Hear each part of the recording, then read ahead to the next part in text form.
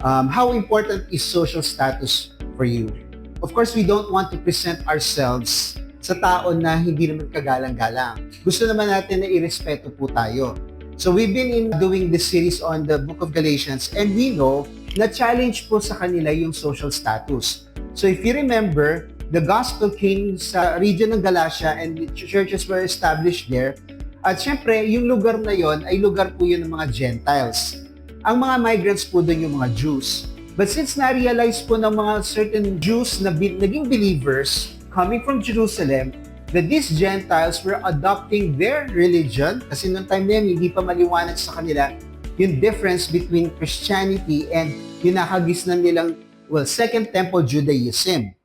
So, because of that, nagkakaroon po ng religious, cultural, and ethnic division. So, alam niyo naman hanggang ngayon, marami pa rin mga Jews are having trouble living or coexisting with other ethnicity. So, ang nangyari dito, kahit sa church, nagkakaroon ng division.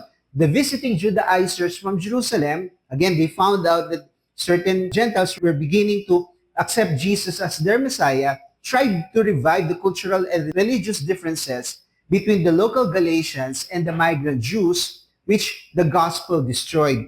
At dito disappointed si Paul sa nakakaroon na naman sa kanila ng division. Kasi inuuna yung social status. Gusto ng ilang mga Judaizers maging supreme sila sa mga locals doon. Yun yung nakakalungkot po doon. Now, another question, how important is assurance for you that you are truly a child of God? Now, the reason why I'm asking you, syempre tayo dito sa church, we understand that we have become children of God.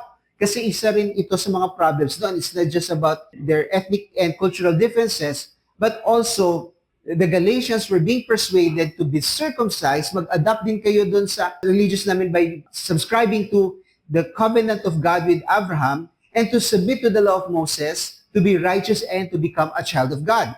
So kung gusto niyo masiguro kayo, kinakailangan dumaan niyo doon sa yung pinaka-initiation, which is circumcision only for male, pero you will also have to follow all the other rules that a regular Jew would follow. Katulad ng mga rules sa pagkain, rules sa behavior, rules sa social interactions, and so on and so forth. So malaking problema itong kinakaharap po ni Apostol Pablo para sa church na sinimulan niya, pero ngayon they're turning to another gospel. Doon siya na-frustrate. So last time, na-discuss po ng ating pastor yung topic na ito sa first part ng Galatians chapter 4 verses 1 to 11, heirs called for His glory. So ngayon, ang pinaka-task ni Paul is to encourage the churches, the Gentile believers in Galatia, needed to resist the Judaizers. Ito yung nagtuturo ng false gospel from bringing them back to slavery to sin. Kasi gano'n na naman yun. Magkakaroon lang ng silang different authorities, and I will explain in the next slide what that means. The Jewish believers in Galatia needed to grow up from the law of Moses to faith in Christ. Kasi sinabi doon sa last na message natin is, they were underage. Makita po natin dito, salamat sa AI. So, mapapansin nyo, di ba yung mga Galatians, mga locals, mga pagan sila, na sila naniniwala sa mga Diyos-Diyosan, sa astrology, and so on and so forth. Pero ang point ni Paul, magmula po dito sa chapter 4 verse 1, I mean that the heirs, referring to the Jews, as long as he is a child, is no different from a slave.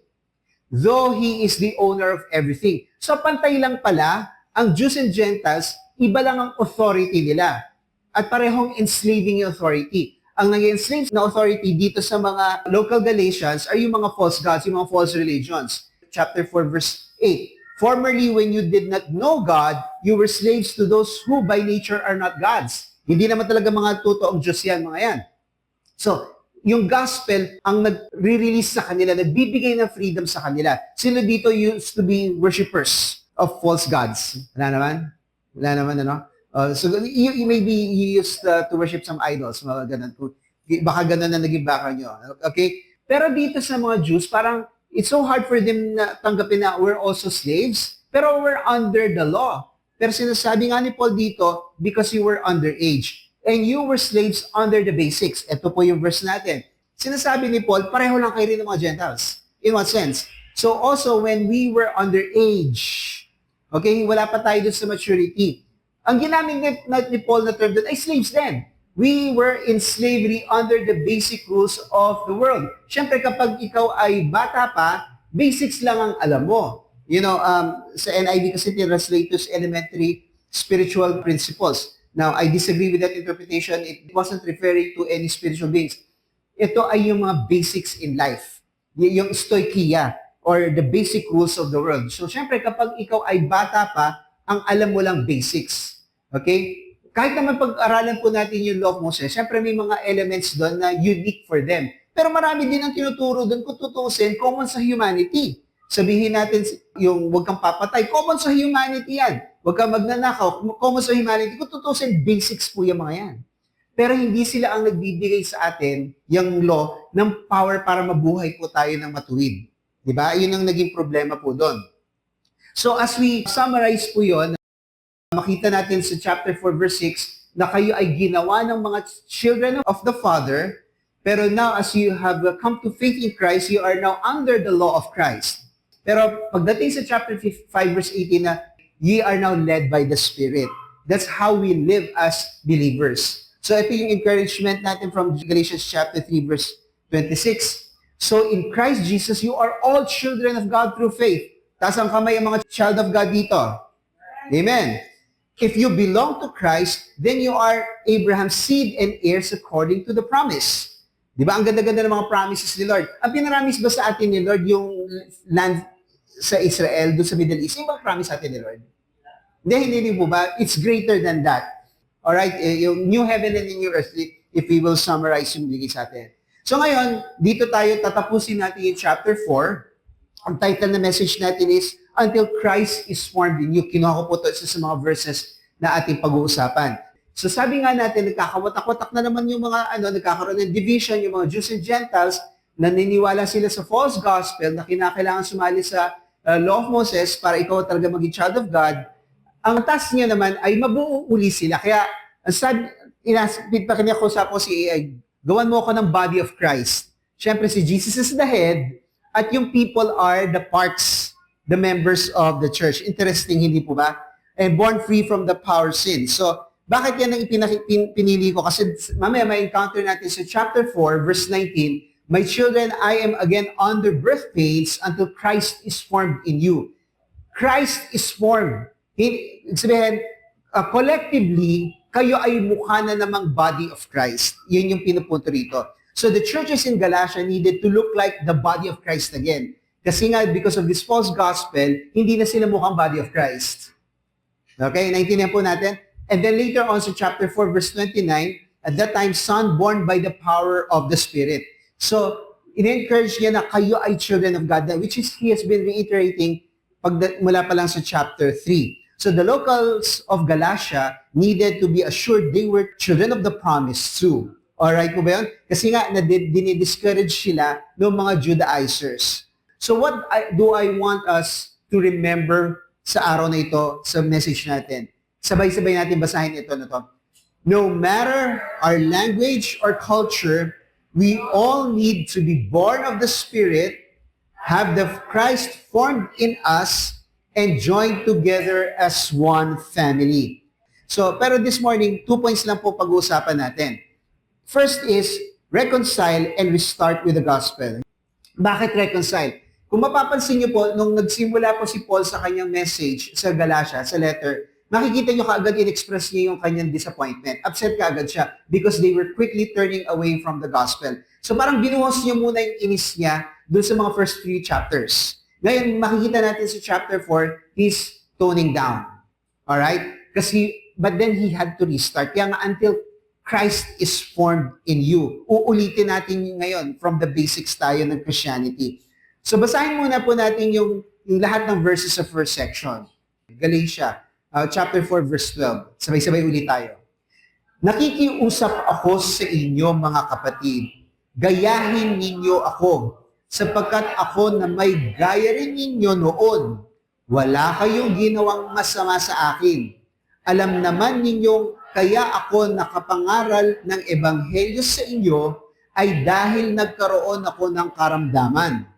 At kahit na ako'y naging malaking pasanin sa inyo dahil sa aking karamdaman, hindi pa rin ninyo ako hinamak o tinanggihan. Sa halip, tinanggap niyo ako na parang isang anghel ng Diyos at para pang si Kristo Yeshu. Nasaan na ang kagalakang iyon ngayon? Ano na ang nangyari? Ako mismo ang makapagpapatotoo na kung maaari lang ay dudukutin ninyo noon ang inyong mga mata, maibigay lang ito sa akin.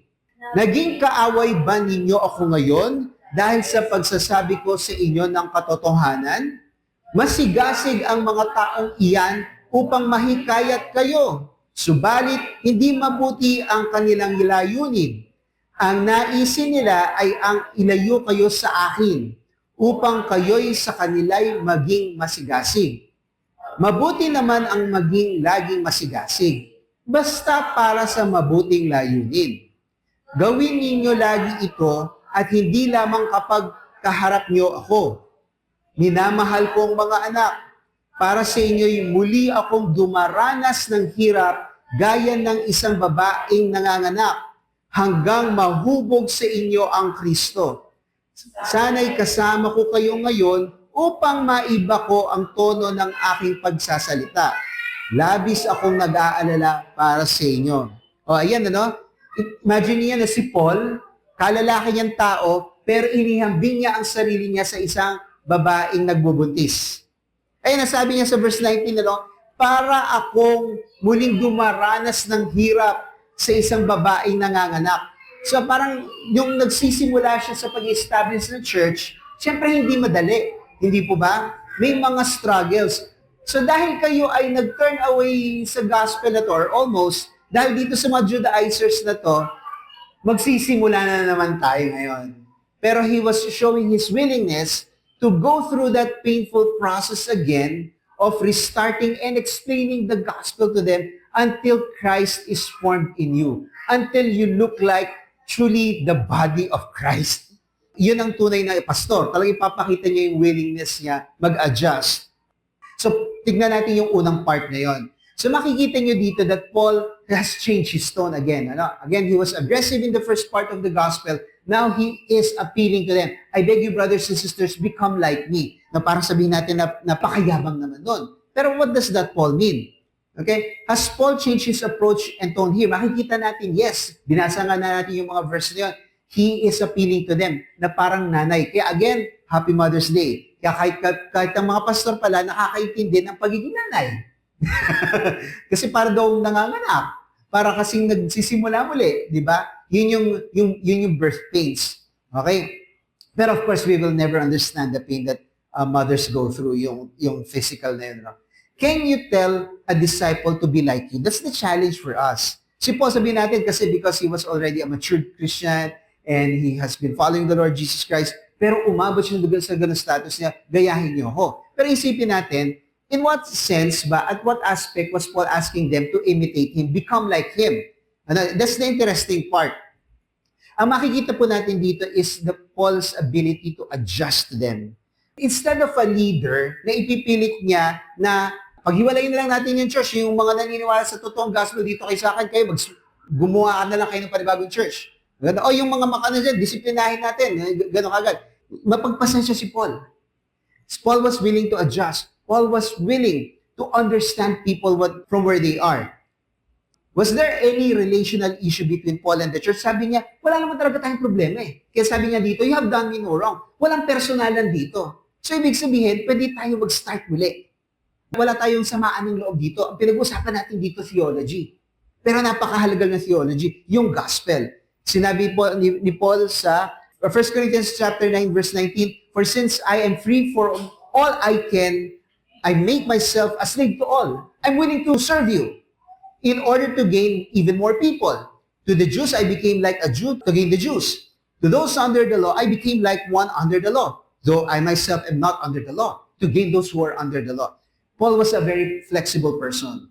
Alam niya kung paano mag-behave na mawiwin niya ang Jew, kasi yung Jew siya, ethnically, pero alam niya rin paano mag-behave like a Gentile na hindi mataturn off sa kanya, hindi siya magmumukhang a very judgmental person na kahit sa issue ng pagkain, issue ng observance of holy days, and ginajudge yung mga tao, hindi siya ganon. Hindi siya ganon. Kaya ang tanong natin is, do you try to understand people? Kasi si Paul, if you're gonna be serving people, if you're gonna be winning their hearts, you have to understand people. Kaya po, ang discipleship hindi rin madali. Kasi ang discipleship, iintindihin natin yung mga taong tinuturuan natin. Hindi po ba? Minsan tayo ganyan may mga boomers pa tayo dito o kami mga Gen X. Minsan talaga nahihirapan kami intindihin yung mga newer generation. Kasi natural yung generational gap.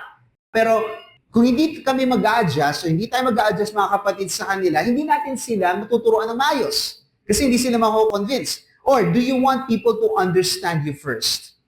Kamahalaga kasi kung gusto mong intindihin ka, intindihin mo muna sila. You make the connection. Hindi po ba? So minsan kahit yung mga languages na yun, ako, search ko sa, ano ba yung sinabi nila? Yung, di ba mahilig sila yung mga kabataan ngayon sa mga acronym, yung mga letters na gano'n, di ba? Ano ba yung sabihin nun? Tapos isi-search ko, yung pala ibig sabihin nun. Tatanong ko sa kanila, ano sinabi niya? Yung mga linggo nila, dapat intindihin din natin yun. Can you adjust to them? Si Paul nag-adjust na siya. Kahit na sabi niya, ako ang pastor dito. Ako nagsimula ng church. Dapat makinig kayo sa akin. He didn't do that. Sabi nga ni Stephen Covey, yung habit number 5, seek first to understand, then be understood. Kung gusto niyo magkaroon ng magandang communication, mauna ka sa pag-intindi sa ibang tao so you will know how to connect and be understood. Di po ba? Di ba magandang habit yung ganon? So tayo po ba? Gusto po ba natin magkaintindihan tayo? O, wall ko to, sasabihin ko yung gusto ko sabihin.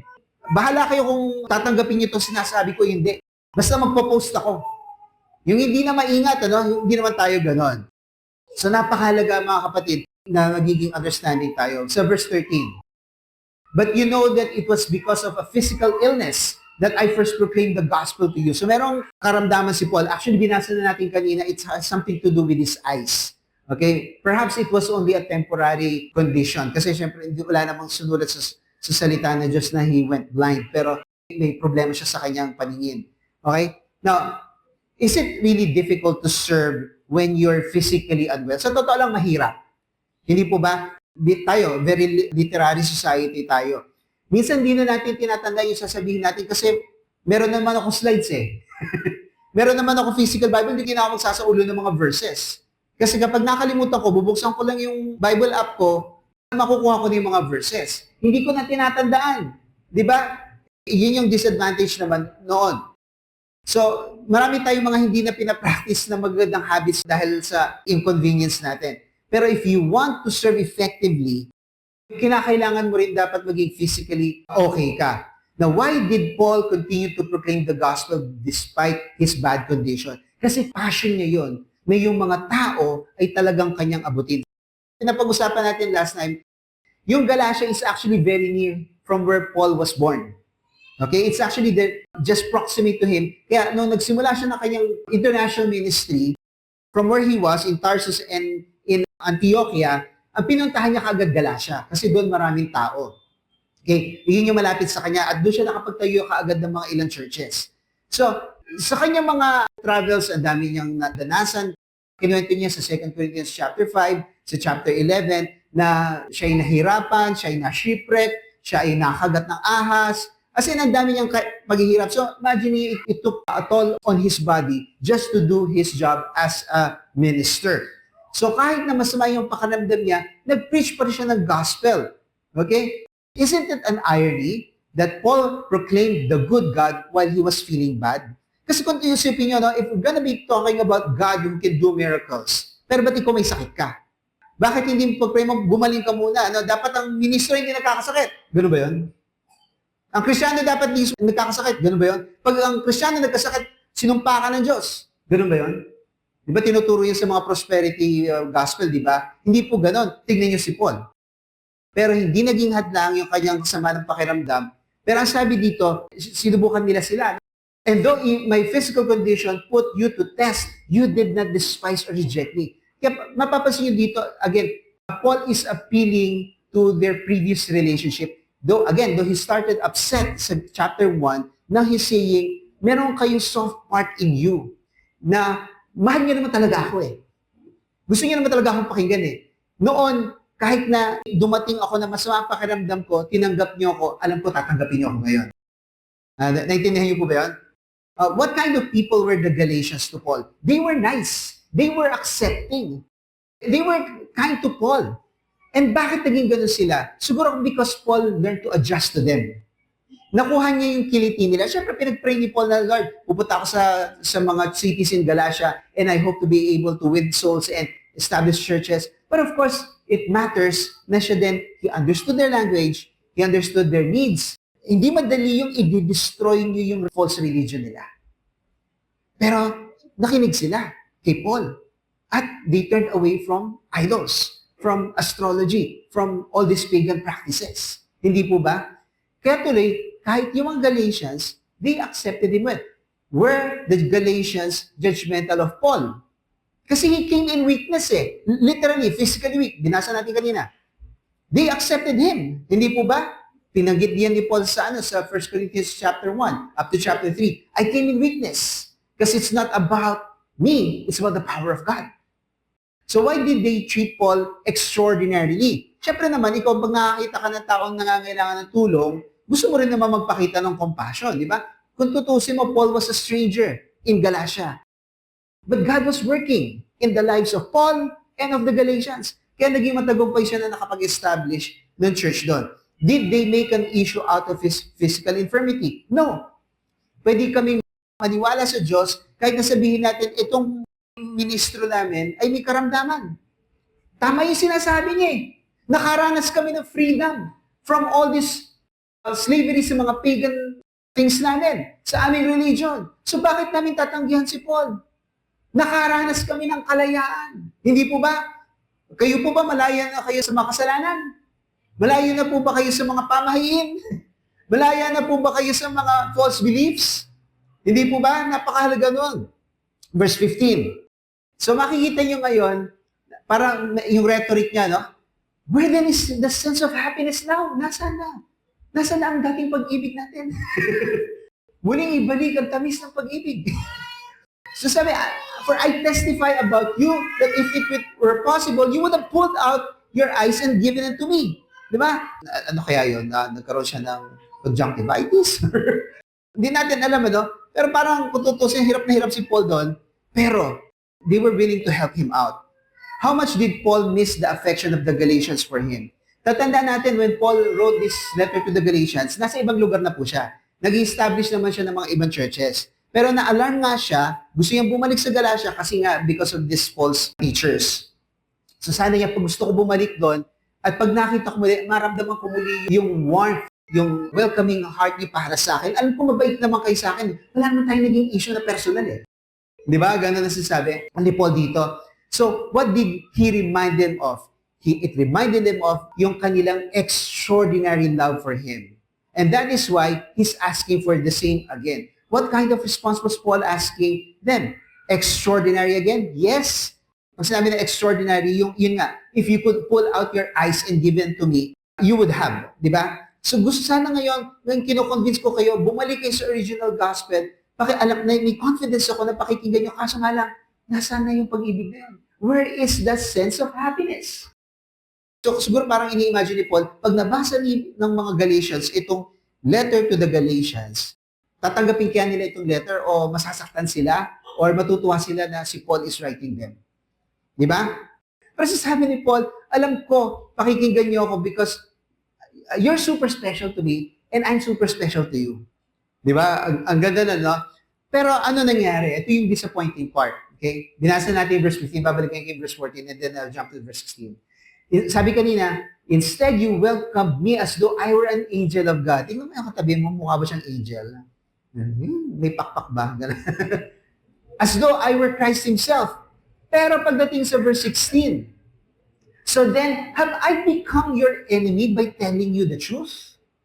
Makita niyo yung irony doon, di ba? Bakit nagbago yung attitude niyo sa akin? Nung sinabi ko lang sa inyo yung katotohanan na dahil kayo naniwala sa false gospel na to, dito sa mga Judaizers na ito, ayaw nyo na ngayon akong pakinggan. So what changed in the Galatians? Nag-change yung attitude nila because of nga itong mga Judaizers. Sasabihin ng mga Judaizers, huwag na kayo makinig kay Paul. Hindi siya totoong apostle. Yung gospel na pinreach niya, mali yun. So ang hirap na di ba? Yung kapag nagkalat ng maling ng balita tungkol sa iyo, parang paano ko i-redeem yung pangalan ko sa paningin ng tao na yon? 'Di ba? Nagkalat na ng maling balita tungkol sa akin. Have you treated your friend as an enemy when he told you the truth? Ngayon, ilagay natin yung sarili natin sa mga Galatians. Nung sinabihan ka, kinonfront ka, ito ang katotohanan, mali ka dyan, kapatid. Nagalit ka rin ba sa kanya nung sinabi niya yung totoo? Nung kinonfront ka? Pasalamat ka, pag may kapatid ka o kaibigan ka nagko-confront sa'yo, may courage siya magsabi sa'yo na ito yung dapat mong ayusin. Na nagkamali ka dito. Kasi he is risking his relationship with you just in case na i-reject mo siya. Kasi pag sinabi ko totoo, baka hindi na ako kaibiganin nito, baka i-block na ako nito. Di ba? Kahit sa chat, hindi ko masya ma-chat. Di ba? Parang buti na lang walang ganung block sa panahon nila. Pero pag tayo sinasabihan ng tama, huwag tayo magalit. Di ba? Kasi tinutulungan tayo. Do you listen to your leaders only when they affirm you or even when they confront you with the truth? Sa totoo lang, hindi rin madali sa mga leaders yun. Pero syempre, iba-ibang leaders. May mga leaders matapang talaga. May mga leaders na natatakot. Ayaw mo ng leader na fearful. Hindi po ba? Kasi kapag alam mo ang leader mo ay fearful, hindi ka niya malilid sa tama. Kahit sabihin natin, hindi lang sa context ng church. Kayong mga boss niyo sa inyong mga, sabihin natin sa bahay, o boss kayo sa inyong trabaho. Pag hindi nyo kaya magsabi ng totoo, di ba? Hindi kayo nila pakikinggan. Ngayon, mahirap na makapaglabis-labis. Kapag ikaw naman yung boss na laging nagagalit. Kung parang wala ka ng consideration sa humanity nila. Di ba? Yun naman hindi maganda. So sasabi ni Paul, bakit? Why have I become an enemy by telling you the truth? Di ba? Parang ginigising niya yung kanilang tamang sense. They court you eagerly. Again, sino yung they na ito? These are the Judaizers. Siyempre, nakikipag-tug of war si Paul sa mga Judaizers para sa church na to. They court you eagerly for no good purpose. They want to exclude you so that you would seek them eagerly. Now, sa totoo lang, pag ikaw pinag-aagawan ng dalawa, ano feeling? Special ka, no? Pero mo, pinag-aagawan ka. Hindi mo maintindihan kung sino yung sasagutin mo, no? Di ba? Ang hirap nun, ano? Ano ba yung no good purpose? Alam natin itong mga Judaizers na to, ang gusto lang nila, iitanghal nila yung sarili nila. Wala talaga silang interest sa welfare or sa spiritual health ng mga Galatians. Kasi ang tingin nga nila dito, these are not Israelites. Second-class citizens sila. So yun yung no good purpose. Okay, pag nahikayat namin itong mga ito, kami ngayon ang Panginoon nila. Yeah? So that was the no good purpose. So did the Galatians sense the ill will of the Judaizers toward them? That they will never be good enough for these Judaizers? Apparently, they did not sense that. Kasi nakikinig sila eh. Akala nila may malasakit itong mga Judaizers sa kanila. Pero sa totoo lang, hindi. No good purpose sila. Yun yung sasabing, they exclude you. Kahit na sabihin yung maniwala kayo, others pa rin kayo para sa kanila. Hindi pa rin kayo mahalaga para sa kanila. Yes, sabihin natin maaaring children of God kayo, pero others pa rin kayo. Yun yung mahirap doon. Yun yung they exclude you so that they would eagerly seek Him. Cult leaders control their members and they make them always dependent on them. Kasi sila yung magaling. Huwag kayo makikinig sa kanila. Ang mga kulto mahilig sa control. Kukontrolin nila yung pag-attend mo sa church, kukontrolin nila yung tithes mo, kukontrolin nila yung sinong pwede mong ligawan at hindi mo ligawan. Yung gano'n, lahat kukontrolin nila. To the point nga, iba, dinadala nila sa isang compound. Dito na lang kayo mabuhay sa compound natin. Di ba gano'n? Were you once involved in a cult? Meron po ba dito? Anong feeling nung kayo ay kinokontrol at wala talaga kayong sense of freedom? Parang gusto mo kumawala. How did it feel to be dependent on them? Parang feeling mo wala kang freedom. Parang hindi ka pwede mag-isip. Hindi ka pwede gumawa ng decision para sa sarili mo. Kahit yung pag-asawa mo, yung leader mo mag-decide para sa'yo. Di ba? Was it hard to please them? Of course, hindi ka ever sapat para sa kanila. Were they compassionate and helpful? Not at all.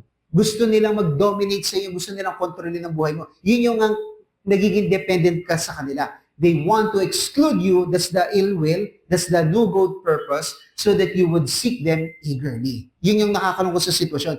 And hindi na-realize yan ng mga Galatians na nung nakikinig sila sa mga Judaizers, they end up losers in this situation. However, it is good to be sought eagerly for that purpose. So ginamit ni Paul yun. Okay? Hinahabol ko din kayo. Who else sought the Galatians eagerly? Aside from the Judaizers, it was Paul. I'm eagerly pursuing for you. It is good to be sought eagerly for a good purpose. Ako yung seeking for you with a good purpose. Did he have any good purpose for them? Yes, he wants them to be assured that they are true children of God by faith in the Lord Jesus Christ. That you are free from any law when you submit yourself to the law of Christ. Amen po ba yun? Okay, so in that situation, are you pressured or inspired at the presence or in the absence of either your Paul or your Judaizers? Kasi sabi dito, at all times, not only when I'm present with you. Yeah, hinahabol ko kayo kahit na wala pa ako dyan. Diba? Gusto kong maramdam yun. Kaya ako nga kayo sinusulatan ng letter na ito. Sana mabasa niyo ito because I'm pursuing for you. At gusto kong maintindihan niyo, you are special to me. Ngayon, ano ba yung good purpose niya? My children, o tinawag niya children na kayo are special, akin pa rin kayo, children ko pa rin kayo. Even though you're the children of God, pero since I'm your leader, you're my children. I am again undergoing birth pains. Yung mga nanay dito na dumaan ng labor, syempre, hindi naman lahat C-section ka, ay masakit pa rin yun, no? Gusto sabihin, yung after ng procedure. Pero yung dumaan ng normal procedure, di ba? Masakit yun, di ba? Sabi ni Paul, this is difficult. I'm going through birth pains again because I'm willing to restart with you. Gaya na sinasabi ko sa inyo kanina, you are the body of Christ. Ngayon, kinakailangan i-reform si Christ sa inyo. Okay? I am again undergoing birth pains until Christ is formed in you. You need to look like Christ again, the body of Christ. So how would you know if Christ is largely formed in them already? Pag nakita niyo lahat sila ay sumusunod sa pamumuhay ng Panginoon Jesucristo. Amen po ba? Ngayon, part of the process is disconnecting. Diba? Do you need to disconnect from a Judaizer, an enslaver, a deceiver, and uncaring teacher or leader? Sa totoo lang, isa sa mga na-realize kong challenges ng mga pastor, syempre hindi lang naman ang pinakikinggan nyo yung pastor nyo talaga. Marami po miyembro ang nanonood din at nakikinig din sa ibang pastor. Kasi sa YouTube or sa mga podcast, di ba? Na-inspire din sila, kumukuha din sila ng other feeding at nakikinig din sila sa other teaching. So parang sa isang insecure na pastor, sabi mo, baka huwag ka na makinig dyan, sa akin ka na makinig. Di ba? May mga ganun lang. Pero sa totoo lang, gusto mo na matuto ng hustong yung ano at hindi mo sila parang sasakalin na sa akin ka lang makinig. Pero, kung si Christ ay dapat ma-form again sa atin so that we can look like the body of Christ again, on a corporate level, does our church need to be reformed to become more like the body of Christ again? Isipin po natin, are we functioning like the body of Christ? Is Christ formed in us o kinukulang pa? Alam ko lahat ng churches, we all need some job to do para mas maging body of Christ pa tayo. Amen po ba yun? Amen. Pero on a personal level, although Paul was talking about on the corporate level, pero tingnan natin sa personal level. Do you need a restart? Do you need to go back to the basics again? Do you need a Paul or a disciple maker to help you become more like Jesus?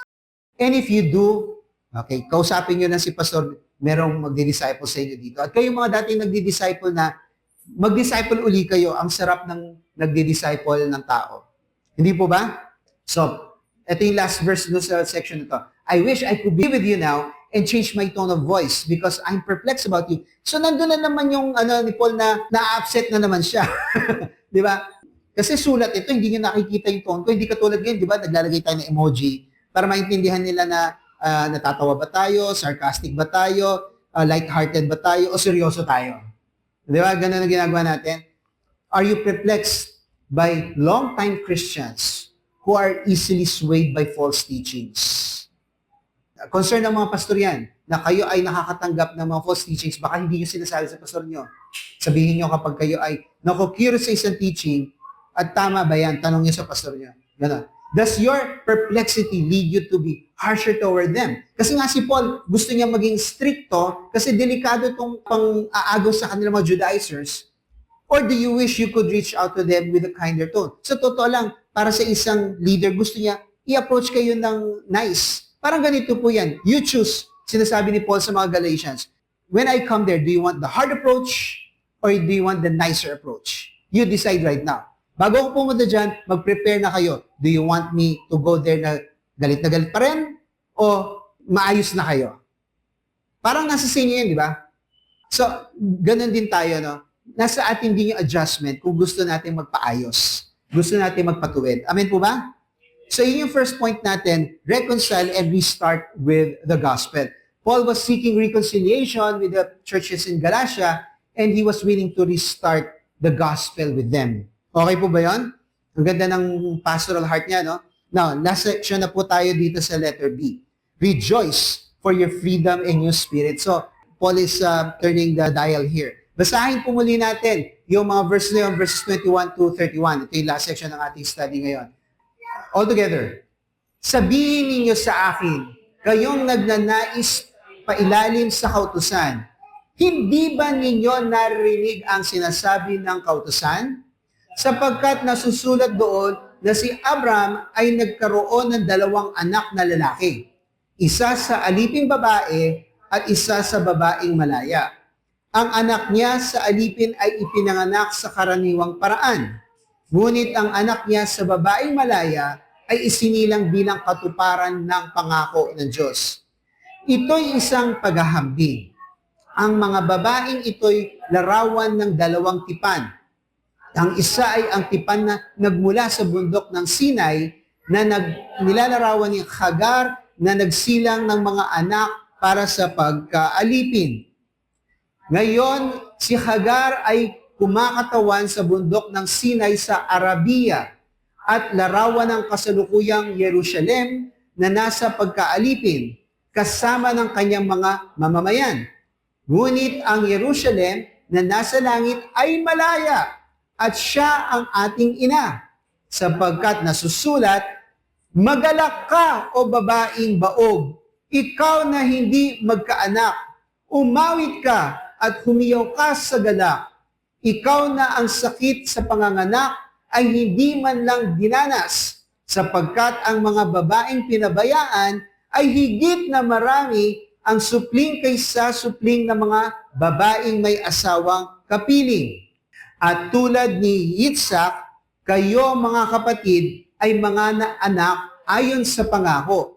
Kung paanong inusig noon ng ipinanganak sa karaniwang paraan, ang ipinanganak ayon sa Espiritu, ganon din naman ngayon. Subalit ano ang sinasabi ng kasulatan? Palayasin mo ang babaeng alipin at ang kanyang anak, sapagkat hindi magmamanang magkasama ang anak ng babaeng alipin at ang anak ng babaeng malaya. Kaya nga mga kapatid, hindi tayo mga supling ng babaeng alipin, kundi mga babaeng malaya. Okay, sa section na to, medyo more on teaching tayo ngayon, kasi hindi katulad kanina, more encouragement because Paul was appealing to them na restore the relationship. Pero ngayon, he's giving us a concept. So, puntahan natin dito sa verse 21. Sinasabi niya, okay, di ba remember, the Judaizers were convincing them to submit to the law of Moses. Circumcision, Shabbat, kosher laws, and all of those stuff. Sabi niya, you really want to get into this? Do you really understand what this means? Kasi dapat intindihin nyo kung ano itong pinapasok nyo. Di ba? Hindi kayo basta sasali sa isang, sabihin natin, sa isang samahan o sa isang authority, magpapasakop sa isang authority, na hindi nyo naintindihan ng lubos ang magiging kahihinat na nito kung paano kayo mamumuhay. Hindi po ba? O halimbawa, yung mga nagde-desire na makapag-abroad, syempre, makapag-migrate nga sa ibang bansa. Ano kayang bansa? Pag ako nabuhay doon, anong adjustment kakailanganin ko? Anong mga kinakailangan kong isuko na mga rights ko? Ano kayang dapat kong hindi na dapat pwedeng gawin? At ano yung pwedeng kong gawin? Di ba? Iniisip mo, kinakalculate mo lahat ng ganyan mga bagay. Kaya kayo, gusto nyo ba talagang magpasakop sa Judaismo? Tingnan natin kung ano sinasabi ng batas, ng kautusan. Di ba? Did Paul know the law well enough to explain it to nanang Jews? Yes, because he was a Jew himself. In fact, he was a Pharisee. In fact, he excelled in obeying the law, but then he realized it was slavery after all. Now, si Paul ba, was he still under the law? Sinasabi niya sa chapter 2, verse 19, hindi na ako slave. Kung ako, dating galing doon, nakalabas na ako doon, baliktad naman kayo. Kayo, outsider kayo, gusto niyo sumali. Verse 22, So, nagbigay niya siya ng picture. Si Abraham had two sons. So, he's going back prior to the time of the law. He's going back to the better covenant, yung covenant ni Lord kay Abraham. Sabi niya, nagkaroon siya ng dalawang anak sa magkaibang babae. Now, kilala niyo po ba si Abraham?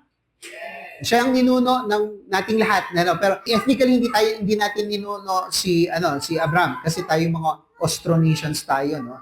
Hindi tayo mga Western Asiatics. Eto, are you bothered that he had a son with his wife's slave woman? Are you bothered by that?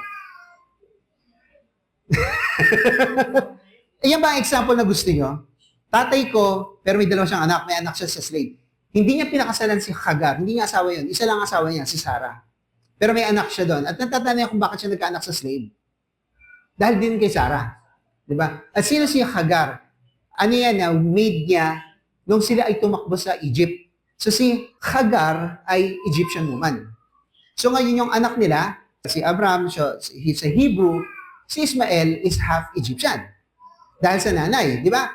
Pero siya ay slave woman. O, di ba? So who are the two women? It's Sarah at yung anak niya si Yitzhak at yung isang woman ay si Hagar at sa anak niya ay si Ishmael. Sino mas matanda?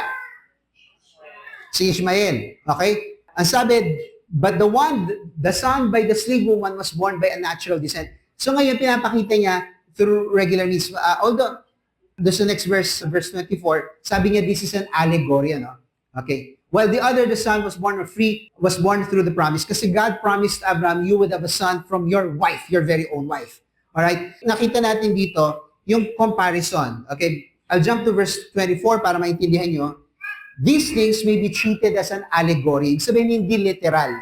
Nagpapakita siya ng spiritual meaning to this. For these women represent two covenants. God did not really make a covenant with Hagar. Pero again, this is an allegory. Pinapakita niyo. One is from Mount Sinai, bearing the children for slavery, that's Hagar. Now, Hagar represents Mount Sinai in Arabia and corresponds to the present Jerusalem, which is in slavery with her children. So makita niyo po mga kapatid, connected yung Mount Sinai sa present Jerusalem, earthly Jerusalem. Kasi matatandaan nyo that God made a covenant with the people of Israel sa Mount Sinai and then they proceeded to the Promised Land at yung present Jerusalem ang kanilang naging capital. So connected yung Sinai sa present Jerusalem. Sinasabi niya, ito ay slavery. Okay? So if you say you want to be under the law, what you're trying to get into is slavery. Nung kayo ay naniniwala sa mga Diyos-Diyosan, you were slaves by these false gods. Now, if you want to be under the law, you're just changing authorities, pero they're both slavery. Because you're getting yourself not to be a child of Sarah, but a child of Hagar. Ayan dito, no? So, ayan yung allegory. Mapapansin nyo, no? So, sabi sa verse 26, ang gusto natin ay maging, hindi yung present Jerusalem na earthly, ang gusto natin yung Jerusalem above. At ang gusto natin, tayo ay nasa New Covenant, hindi sa Old Covenant. Kasi slavery sa Old Covenant. Siya ay born of the flesh, born the natural way, a child of the slave woman, and if you want to be part of the Old Covenant, you're just also a slave. Pero dito sa gospel, you're born of the Spirit, you are a child of the promise, and you are free. So ngayon, pinapakita niyo itong allegory na to discourage the Galatians. Huwag na kayong sumali sa Old Covenant. Itong mga Judaizers na to, gusto niya kayong dito isali. Diretso na kayo sa New Covenant. Kasi dito talaga may freedom in Christ. Because you are born of the Spirit and you have become a child of the promise of God. And you're free. Di po ba ang ganda po ng ganong picture? Okay, sa verse 26 po tayo. Ito yung sinasabi natin yung Jerusalem above. But the Jerusalem above is free and she is our mother. Anong sabihin above? This is heavenly. Kung ang gusto niya lang ba yung itong panglupa, ay doon kayo sa Old Covenant. Pero ang promise ni Lord ay greater than the physical. Tayo ay children in the spiritual sense because it's the Spirit that gives us life. It's that we are born in the Spirit. So, anong gusto niyo kapatid? Yung present Jerusalem o yung Jerusalem above? Ngayon, ang pinagtatalunan pa rin yung present Jerusalem, di ba? Gusto nila magtayo ng third temple. Sa atin, mangyari na kung ano yung prophecy, di ba? Walang problema sa atin yun. Pero ang alam natin, our temple is the Lord Jesus Christ. Kasi alam natin, our Jerusalem is the heavenly Jerusalem. Di ba? Hindi natin sasabing hindi natin susuportahan yung mga Kristiyano sa Jerusalem or sabihin natin yung right ng mga Jews to have their own country. Sure, no problem. If you wanna support them, good. Di ba? Sila yung firstborn of the church. And we want as many as Jews to come to faith in Jesus Christ. At sinabi ni Paul na magbabalikan din ang mga Jews kay Jesus. Hindi po ba? Yun ang gusto natin makita. Alright, verse 27. For it is written, rejoice, O barren woman who does not bear children. Break forth and shout, for you have no birth pains. Kanina, si Paul sabi niya, I'll have to experience birth pains again, informing Christ in you. At nasasabi niya, in prophecy sa Isaiah, hindi mo kailangan mahirapan. Okay, ano bang context dito mga kapatid? Ang context kasi nito si Isaiah, is sinasabi nila there are two Isaiahs. Ano? Kasi this portion of Isaiah, sinasabi nila na ito yung part ng Isaiah na post-exilic. Okay? Kasi si Isaiah nag-preach talaga siya personally, pre-exilic, bago sila ma-exile. Anyway, it doesn't matter now. Ang pinapakita dito is, kahit kayo ay na-exile, naubusan kayo ay dadami muli. Okay? Kayo ay marirestore. Break forth and shout, you have no birth pains, because the children of the desolate woman are more numerous than those of the woman who has a husband. Ano yung pinapakita dito ni Paul? Bahagi kayo, kayong mga Gentiles, sa prophecy na kayo ay magiging anak ng promise. Hindi lang itong restoration na to about the Jews. This prophecy that a woman will have many children, you're part of this prophecy. Hindi po ba masaya yung gano'n? Na tayo ay na-prophesy dito sa Isaiah 54 verse 1. Because the children of the desolate woman are more numerous. Tayo yun. Mga who came to believe in the Lord Jesus Christ. Amen po ba? So, yun yung assurance ni Paul. Na tayo po ay Jerusalem above. Kung sabihin natin present Jerusalem, ilan lang kaya ang taong ipagsiksikan nyo sa present Jerusalem? Anyway, we're part of the new covenant. Okay? Ito naman, sa verse 28. But you, brothers and sisters, are children of the promised like Isaac. Di ba? How does it feel to be assured by Paul, an apostle of God, who received revelation from God, who studied the scriptures, including this, that we as Gentiles are the children of the promises too. Di ba? Yun yung sasabi ni Paul, nandun na kayo, children of promise na kayo, bakit pa kayo pupunta sa Old Covenant? Going back to slavery yun. Siguro kasi very fascinating talaga ang Judaism. Very fascinating talaga. At pag natutunan niyo yung magagandang part of it, of course, yung mga biblical part of it, parang gusto mo rin i-practice. Diba? Kahit nga minsan, gusto mo rin magsuot ng gano'n nila, gusto mo rin mga symbols nila, kasi it's the pride of the Jews. Hindi po ba? Pero ibig sabihin ba nun, susunod na rin ako sa mga Shabbat. Friday night, Shabbat na ako, hanggang Saturday afternoon, Shabbat na ako. Ganun ba gusto niyo mangyari? Anyway, did the Judaizers truly see the Galatians as family or just people they could control? Actually, negative ang tingin ng mga Judaizers, hindi katulad ng Paul. Si Paul ang tingin niya, you are children of the promise. Masaya na kayo dyan. Were the Judaizers willing to accept the Galatians as children of God? Kasi sabi ni Paul, you are children of the promise. Sasabihin ng mga Judaizers, hindi. Di totoo yan, mali yan.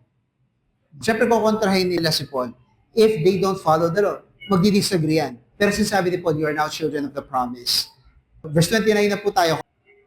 But just as the time that the one born by natural descent persecuted the one born according to the Spirit, so it is now. So, who persecuted Isaac? Si Ishmael, di ba? Di ba pinagtatawanan nga nila si Isaac, di ba? Who persecuted the Galatian converts? The Judaizers. Kaya nga, so it is now. Kung paano pinersecute si Isaac, so it is now. Pinapersecute kayo ng mga Judaizers. So who is persecuting you now as children of promise? Tayo, sino nagper-persecute sa inyo? Pinapersecute ba kayo ng ibang religion? Pinapersecute ba kayo ng mga, ano ba kayong church nyo? Cornerstone. Ano ba yan? Ano ba yung church na? Ano bang bago na naman church nyo? Kasi hindi nila kilala, di ba? So, sasabihan nila kayo. Hindi kayo totoong Christian, nasabihan ba kayo nila? So, if you experience that kind of persecution, Anong gagawin nyo? Pinanghahawakan ko ang Galatians 4, yung kaninang verse. We are children of the promise. We are not children of the promise because we're a member of Cornerstone. We're Cornerstone because we're children of the promise. We organize ourselves as Cornerstone is because we're children of the promise. Tama po ba yun? Will you be affected by their objection to your new status? Sabihin mo, child of God ka. Does our ethnicity, which we cannot control, matter to God on who He will give new birth in the Spirit? No. Ang gusto ni Lord, as many as possible, Jews and non-Jews, gusto niya bigyan niya ng new birth. One born according to the Spirit. Ikaw ba'y one born according to the Spirit? Ikaw ba ay may spiritual rebirth na? Amen? Okay, verse 30 na tayo. Hanggang verse 31 na po yung pag-aaral natin. So, pinapersecute, di ba? Kayo pinapersecute kayo ng mga Judaizers. But what does the scripture say? Throw out the slave woman and her son, for the son of the slave woman will not share the inheritance with the son of the free woman. Bakit kinukot to ni Paul itong throw away? Who were thrown out by Abraham, Sarah, and Isaac? Si Hagar at si Ishmael. Who did Paul want the Galatians to throw out? The Judaizers. Yung mga false teachers. Tsugiin nyo yung mga yan. Throw them out. They have no portion in you. They're false teachers. Di ba? Kaya niya kinukote yan eh. Throw them out. Pino-persecute kayo, throw them out. Di ba kanina, sinasabi, no? The one born by natural descent, si Isaac, is persecuting ni Isaac. Pero sila ang tinapon. So, ganun din ang gawin nyo. Itapon nyo yung mga Judaizers niyan. Huwag yung tanggapin yung mga yan. Do we need to throw out anybody in our churches? Kung may false teachers, tapon natin sila. Hindi natin sila kailangan. Ano? I'm not just talking about, of course, this, ano, pero churches in general, kapag meron nagtuturo ng mali, tapon niya mga yan. Last verse. Ito yung conclusion niya, at least for chapter 4. Therefore, brothers and sisters, we are not children of the slave woman, but children of the free woman. Pag kayo ay hindi na sumali sa Old Covenant, you are a child of Sarah, child of the free woman. Who were the children of the slave woman who came to Galatia? The Judaizers. Yung Judaizers na yan, yung gusto kayong bumalik sa Old Covenant or sumali sa Old Covenant, hindi naman sila galing doon. Pagan sila, no? Who has become the children of the free woman? The Galatians. Do you find the irony here? Ang tingin ng mga Judaizers, sila ang children of God. Nabaligtad ang storya. Sila ngayon ang itinatapon, sila ngayon ang children of slavery, yung mga dating pagano, sila ngayon ang naging children of God. Ang ganda ng reversal of the story, hindi po ba? So no matter what your past is, kahit na sabihin natin, wasak kayo noon, kahit sabihin natin na bigo kayo sa buhay noon, pag kayo, when you turn to the Lord Jesus Christ, He'll make you His child. He'll give you a new spiritual birth. He'll make you a part of the body of Christ and you will live in freedom. Amen po ba yun? Kaya basahin natin again last verse. Therefore, brothers and sisters, we are not children of the slave woman, but of the free woman. Palakpakan nga natin si Lord. So, that's our last point. Rejoice for your freedom and new spirit. We're born of the Spirit. Diba? So, ano yung ano natin? Until Christ is formed in you, you are born by the power of the Spirit, reconcile and restart with the gospel. Yun ang ginawa ni Paul. Gusto niya makipag-reconcile sa mga Galatians and restart with them with the gospel. Rejoice for your freedom and new spirit. That's the benefit that we get by becoming part of the new covenant. Ito gusto kong isipin po natin mga kapatid. I-process po natin ito. Is our church being formed in the Christ? Dapat ang church courting Kristo. Hindi po ba? Dapat ang church courting Kristo. Kasi body of Christ nga, no? How much work is needed in our church? Para masabihin natin, we are really a body of Christ. Are there parts of the body that need to be filled with more people? Kasi alam natin, the body of Christ has many parts. As church, mas maraming nagagawa kapag mas maraming iba't ibang gifts. Hindi po ba? Kaya Christ is formed in the church. Are there false teachers that need to be thrown out? Sabihin natin, wala tayong ganun dito. Pero kapag meron tayong kakilala na nakikinig sa kay ganito, ganyan, pag sabihin nyo sila, huwag ka makikinig sa ganyan. False teacher yan. Di po ba? I-expose din natin yung mga false teachers. Are there people who need to be born by the power of the Spirit? Kinakailangan nilang sumali sa inyong covenant. Baka yung mahal mo sa buhay, hindi pa siya nakakaranas ng freedom, alipin pa ng kasalanan, alipin pa ng mga pamahiin, alipin pa ng mga idols, idalhin niyo sila sa Kristo, and the Spirit of God will give them new birth. Are there people who need to be assured that they are free? Kasi baka Kristiyano na sila, pero hindi pa sila nabubuhay sa freedom. Kasi sumusunod pa rin sila sa old system. Kasi sumusunod pa rin sila sa kasalanan. They need to be free in the Spirit and have become the children of the promise. Kailangan ba nila assurance? Kasi nawawala ng assurance kapag hindi nabubuhay sa katuwiran, di ba? Kapag ang dami kong ginawang kasalanan, am I still a child of God? Di ba? Yun yung nagiging question, di ba? So, bring them back to the gospel. Magpasalamat tayo sa Panginoon